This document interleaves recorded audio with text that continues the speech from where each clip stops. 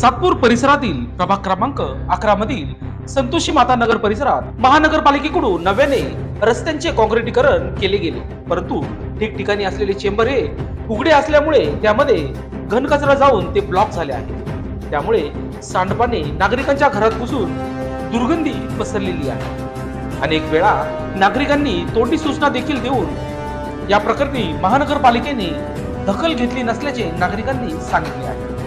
म्हणून तात्काळ या प्रकरणी महानगरपालिकेच्या सार्वजनिक बांधकाम विभागाने व आरोग्य विभागाने तात्काळ दखल घेऊन हे काम मार्गी लावायले, अन्यथा संतोषी माता नगर येथील सर्व नागरिक सातपूर महानगरपालिका विभागीय कार्यालय या ठिकाणी आंदोलन करतील असा इशारा नागरिकांनी यावेळी लोकशास्त्र न्यूजशी बोलताना केला आहे।